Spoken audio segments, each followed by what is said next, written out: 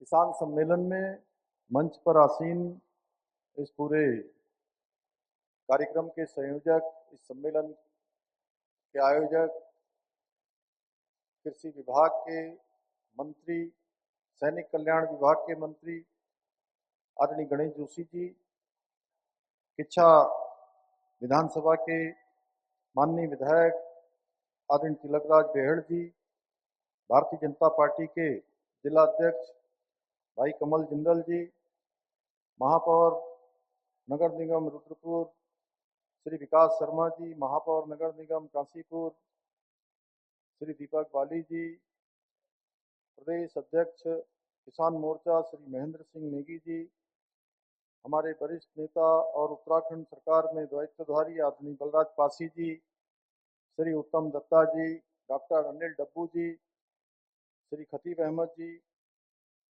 रमेश जोशी जी, अमित कुमार पांडे जी, प्रदेश मंत्री भारतीय जनता पार्टी श्री गुंजन सुखेजा जी, एवं मंच पर आसीन हमारे कृषि विभाग के सचिव श्री सुरेंद्र नारायण पांडे जी, आयुक्त और सचिव श्री दीपक रावत जी, एवं सभी हमारे उपस्थित जिलाधिकारी से लेकर सभी हमारे नेतागण, उपस्थित सभी आए हुए अतिथिगण और पूरे जनपद और आसपास के क्षेत्रों से आए हुए सभी अन्नदाता किसान भाइयों एवं बहनों, हमारे इस कार्यक्रम में अपनी प्रस्तुति देने के लिए आए हुए हमारे सभी कलाकार बंधु, यहाँ पर खुशी बिगारी जोशी भी हमको दिखाई दे रही हैं, उनके साथ सभी हमारे कलाकार बंधु गोविंद बिगारी जी और मीडिया के मेरे सभी मित्र, सभी हमारे अधिकारी जिलाधिकारी नितिन भदौरिया जी, उनकी पूरी टीम। मैं सबसे पहले तो प्रदेश के अन्नदाताओं को समर्पित इस विशिष्ट कार्यक्रम में उपस्थित आप सभी किसान भाइयों का राज्य के मुख्य सेवक के रूप में आप सबका हृदय से स्वागत करता हूं, आप सबका अभिनंदन करता हूं। इसके साथ ही मैं आप सभी को उत्तराखंड राज्य स्थापना की रजत जयंती पर्व की हार्दिक बधाई देता हूं। आप सभी किसानियों का परिश्रम और त्याग ही हमारी पूंजी है, सच्ची पूंजी है, और आपका पसीना, आपका परिश्रम, यही हमारी ताकत है। आज जब उत्तराखंड अपने रजत जयंती वर्ष में प्रवेश कर चुका है, अपनी स्थापना के 25 साल पूरे कर चुका है, तो इस अवसर पर मैं उन सभी किसान भाइयों को भी नमन करता हूं जिन्होंने उत्तराखंड निर्माण के सपने को साकार करने में अपना योगदान दिया और बीते 25 वर्षों में राज्य को आत्मनिर्भर बनाने के लिए अतुलनीय योगदान दिया है। साथियों, आज का ये सम्मेलन केवल कृषि संबंधी योजनाओं की चर्चा हेतु एक कार्यक्रम मात्र नहीं है, बल्कि उत्तराखंड के हमारे सभी किसान भाइयों और उनके परिवारों के प्रति राज्य सरकार की तरफ से कृतज्ञता प्रकट करने का एक अवसर भी है। देश के संतुलित विकास के लिए यह अत्यंत आवश्यक है कि हमारे किसान भाइयों की परेशानियां कम हो, वो सशक्त बने, उनको हर क्षेत्र में आगे बढ़ने का अवसर मिले, सरकार की योजनाएं उनकी सहायक बने, क्योंकि किसानों के सशक्तिकरण के बिना राष्ट्र का सशक्तिकरण अधूरा रहेगा। आदरणीय प्रधानमंत्री श्री नरेंद्र मोदी जी के विकसित भारत के निर्माण का सपना भी तभी साकार हो सकता है जब हमारा किसान हर प्रकार से विकसित हो, हर प्रकार से आत्मनिर्भर हो। हम सभी जानते हैं, भारत अनादिकाल से ही एक कृषि प्रधान देश रहा है। खेती किसानी के इर्द गिर्द ही हमारा समाज विकसित हुआ है, हमारी परंपराएं पोषित हुई हैं और हमारे पर्व त्योहार किसानों के आसपास और उनके पर्व निर्धारित हुए हैं। हमारे शास्त्रों में भी लिखा है, कृषि धन्या कृषि मेध्या जंतो नाम जीव नाम कृषि, अर्थात कृषि संपत्ति और मेधा प्रदान करती है और कृषि मानव जीवन का आधार है। इसलिए आज हमारे करोड़ों किसान इस विचार को आधार मानकर मानवता की सेवा कर रहे हैं। मैं यदि अपना निजी भाव बताऊं, जैसे अभी कृषि मंत्री जी ने और अन्य हमारे लोगों ने यहाँ पर मुझे ये स्मरण कराया कि पिछले कुछ दिनों पहले का एक चित्र मुझे भेंट किया। मुझे पहले की स्मृतियां फिर से ताजा हो गई। मैं सच में बताऊं तो मेरे लिए खेती करना एक देव उपासना जैसा है, क्योंकि मेरे पूज्य पिताजी जवान भी थे, भारतीय सेना के सैनिक भी थे और एक किसान भी थे। खेतों द्वारा लोगों का पेट भर जो संतुष्टि प्राप्त होती है, उसकी सच में शब्दों में व्याख्या नहीं की जा सकती। वो अलौकिक है।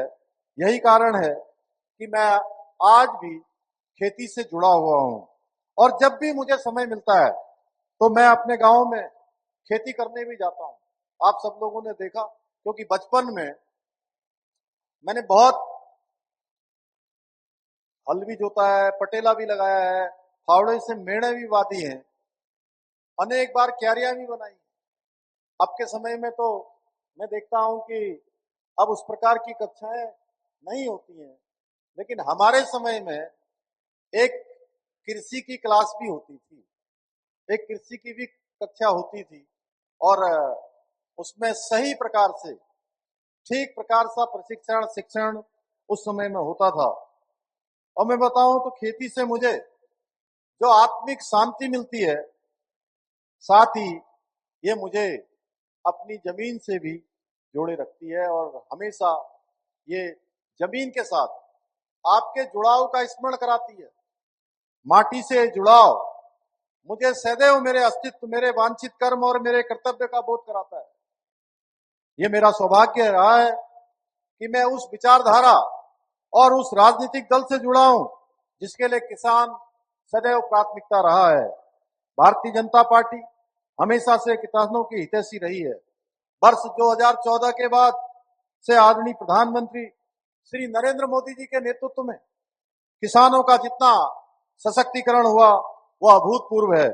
आदरणीय प्रधानमंत्री जी का मत है कि किसान का आत्मविश्वास देश का सबसे बड़ी पूंजी है, सबसे बड़ी ताकत है, सबसे बड़ा सामर्थ्य है और इसी को आधार मानकर केंद्र सरकार किसानों की दशा सुधारने, कृषि नीतियों को किसान केंद्रित बनाने का कार्य कर रही है।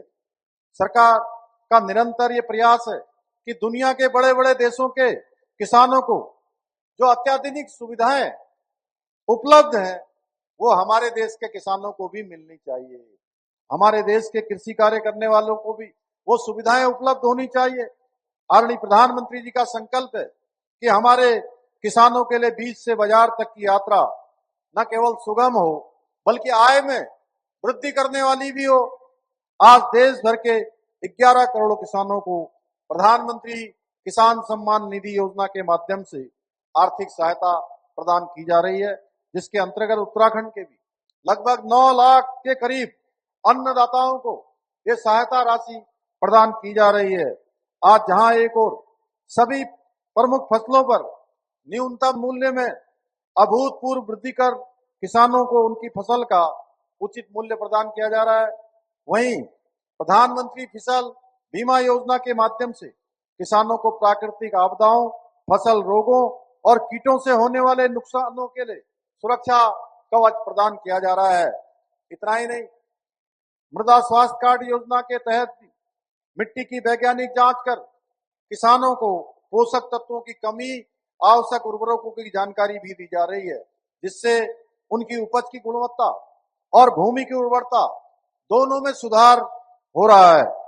आदरणीय प्रधानमंत्री जी के मार्गदर्शन में, उनके नेतृत्व में हमारी राज्य सरकार भी प्रदेश के किसानों के उत्थान के लिए समर्पित एवं संकल्पित होकर कार्य कर रही है, निरंतर निर्णय ले रही है।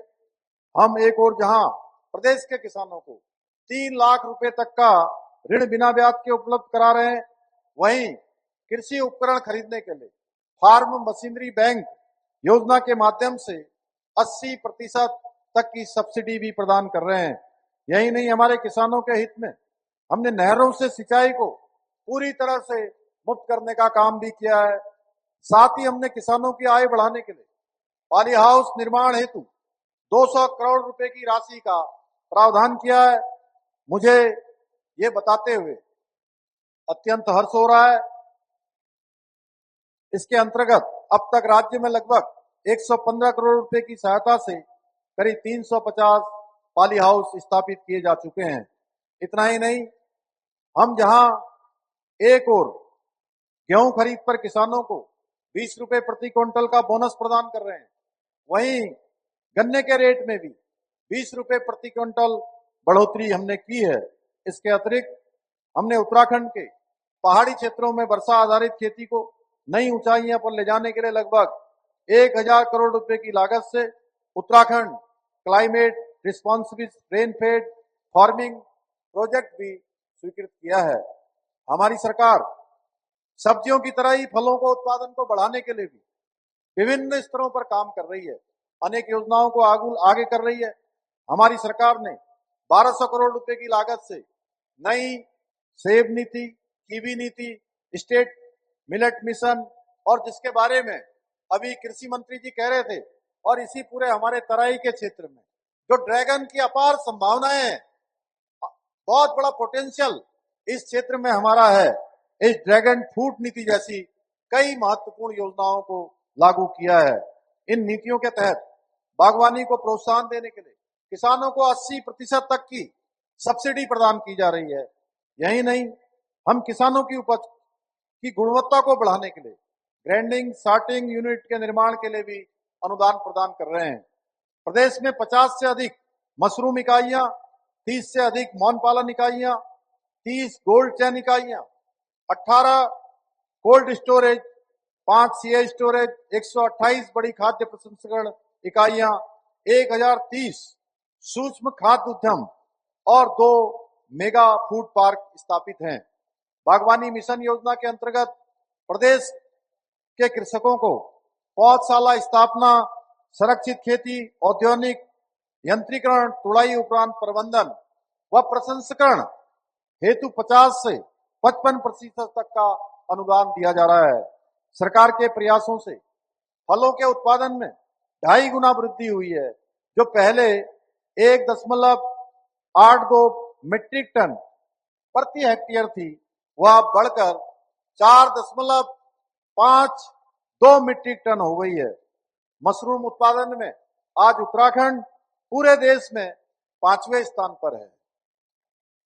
राज्य गठन के समय जहां मशरूम का उत्पादन मात्र 500 मीट्रिक टन उत्पादन था, वहीं यह बढ़कर आज 27,390 मीट्रिक टन हो गया है।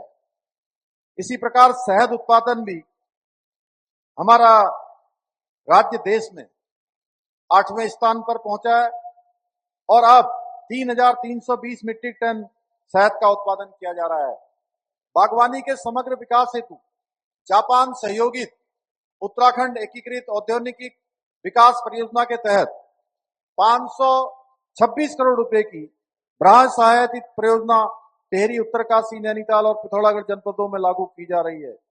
सुगंध पौधा केंद्र द्वारा लेमन ग्रास, मिंट, गुलाब, तेज पत्ता, कोमोमिल जैसी फसलों को प्रोत्साहन देकर 9,500 हेक्टेयर क्षेत्र में सघन खेती विकसित की गई है, जिससे 28,000 से अधिक हमारे किसान भाइयों ने 109 एरोमा क्लस्टरों के माध्यम से जुड़ने का मौका उनको मिला है।